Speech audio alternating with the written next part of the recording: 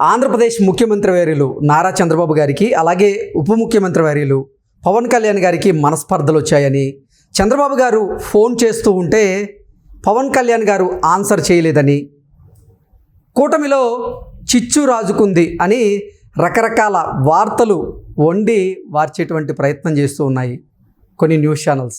అసలు పవన్ కళ్యాణ్ గారు దక్షిణాది రాష్ట్రాల్లో ఉన్నటువంటి పుణ్యక్షేత్రాలని భక్తితో ఆయన సందర్శించడం లేదు. దాని వెనక రాజకీయ వ్యూహం ఉంది, అలాగే భారతీయ జనతా పార్టీ హస్తం ఉంది అంటూ కూడా కొన్ని ఆర్టికల్స్ వస్తున్న నేపథ్యంలో ఈ ఆర్టికల్స్కి కారణం ఏంటి, అసలు ఏం జరుగుతుందనేది పూర్తి స్థాయిలో మనం విశ్లేషణ చేసుకుందాం. ప్రస్తుతం మనతో పాటున్నారు జనసేన పార్టీ రాష్ట్ర అధికార ప్రతినిధి శ్రీనివాస్ గారు. సార్తో మాట్లాడదాం. సార్ నమస్తే సార్.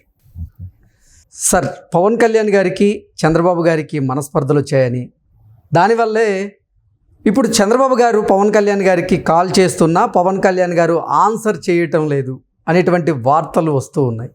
ఏంటి ఆ వార్తలకి కారణం ఏంటి? నిజంగా పవన్ కళ్యాణ్ గారికి చంద్రబాబు గారికి మధ్య మనస్పర్ధలు వచ్చాయా అంటే ఏం చెప్తారు?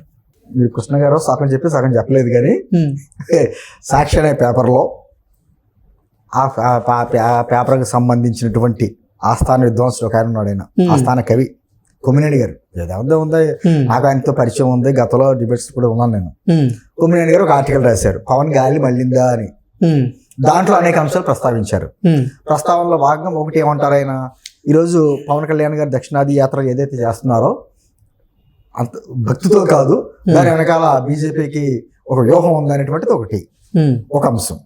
రెండో అంశం ఏంటి, పవన్ కళ్యాణ్ గారికి చంద్రబాబు గారికి దూరం పెరిగింది, చంద్రబాబు గారు ఫోన్ చేస్తే పవన్ కళ్యాణ్ గారు లేపలేదు ఏంటి అనేది ఒక అంశం. తర్వాత దాన్ని ప్రస్తావిస్తానే తిరుపతిలో లడ్డు వ్యవహారంలో పవన్ కళ్యాణ్ గారు ఆ రోజు ఏదైతే విమర్శలు చేశారో దానికి తెలుగుదేశం పార్టీ వారు కూడా కొంచెం ఇబ్బంది పడ్డారు, కొంత గ్యాప్ వచ్చింది వాళ్ళిద్దరి మధ్యన. అందులోని డిప్యూటీ సీఎం లోకేష్ చేయాలని చెప్పేసి కొన్ని వార్తలు వచ్చినాయి. ఇవన్నీ అంటే ఇవన్నీ ప్రస్తావిస్తా ఆయన ఒక ఆర్టికల్ రాశారు. సహజంగా ఆయన సీనియర్ జర్నలిస్ట్ కాబట్టి కాశీ వడబోయడంలో అనుభవం ఉన్నాడు కాబట్టి రాస్తూ ఉంటాడు. సరే, ఆయన చెప్పిన దానికి మనం సమాధానం చెప్పడం అనేది కాకుండా ఈ రోజున పవన్ కళ్యాణ్ గారు ఏ విధంగా తీర్థయాత్రలు చేస్తున్నారో అన్నది ఆయన ఉన్నట్టుంటే దాదాపు 4.5 సంవత్సరాల క్రితం ఉన్నటువంటి మొక్కు నాకు.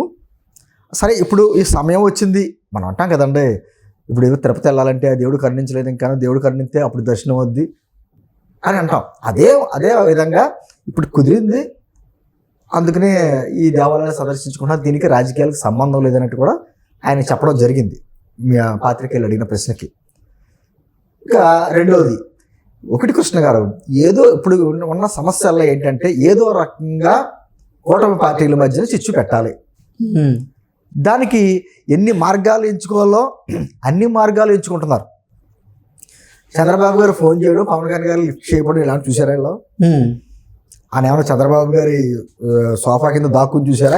చంద్రబాబు గారు పవన్ కళ్యాణ్ గారికి ఫోన్ చేసినట్లుగా ఆయన రెస్పాండ్ అవ్వలేదని అవన పక్షంలోనే ఆయన నాదెండ్ల మనోహర్ గారిని కూడా ఏంటి పవన్ కళ్యాణ్ నా కాల్కి రెస్పాండ్ అవ్వలేదు అన్నట్లుగా ఆయన సంభాషణలు చేసినట్లుగా కొన్ని వార్తలు. అదే అంటున్నా, క్రియేషన్ అనమాట.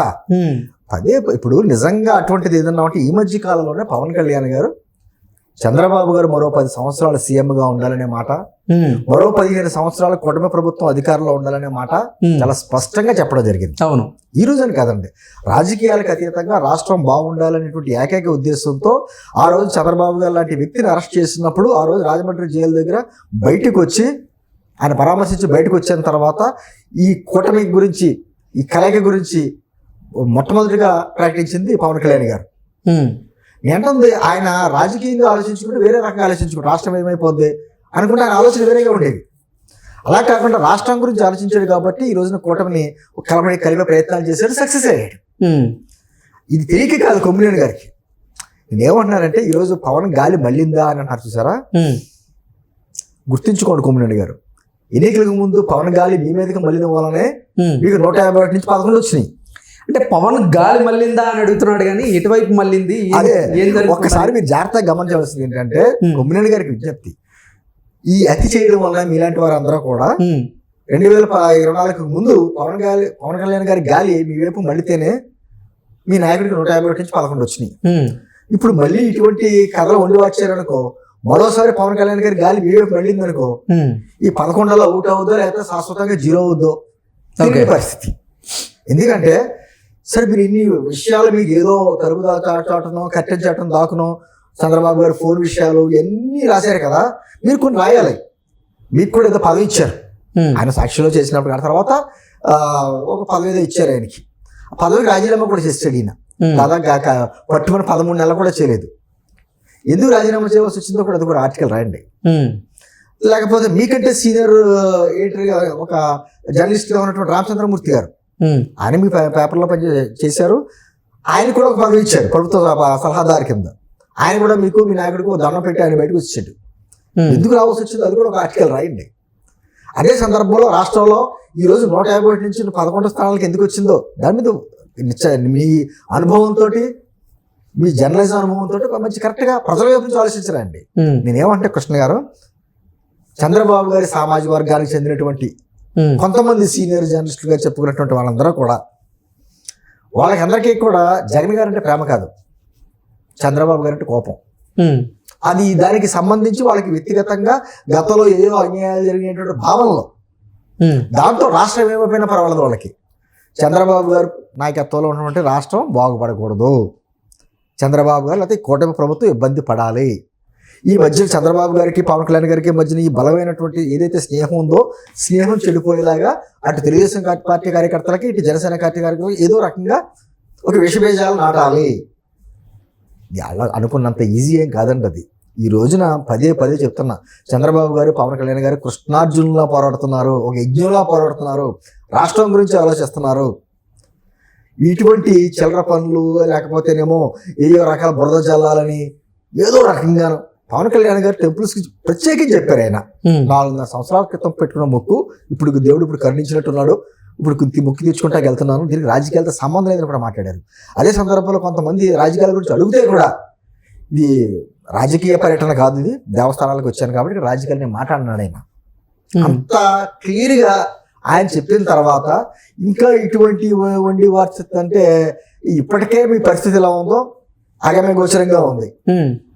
ఇంకా మీ చేతిలో రాగా ఇలాంటి వాళ్ళు అందరూ కలిసి జగన్మోహన్ రెడ్డిని ఆహా ఓహో అని చేయడం వల్ల నిజమేమో నేనంత గొప్ప నాయకుడేమో అనే ఫీలింగ్ లో పాపం ఆయన ఉండి ఇటువంటి వార్తలు వడ్డించి కూటమిలో చిచ్చు పెట్టాలనేటువంటి ప్రయత్నం, కూటమిలో చిచ్చు పెట్టాలనే ప్రయత్నంలో భాగంగా వాళ్ళు చేస్తున్నారు. కానీ వాళ్ళకి తెలియదు ఏంటంటే భస్మాసురులాగా మీ తల మీద మీరే పెట్టుకుంటున్నారు, వాస్తవాలు గ్రహించట్లేదు.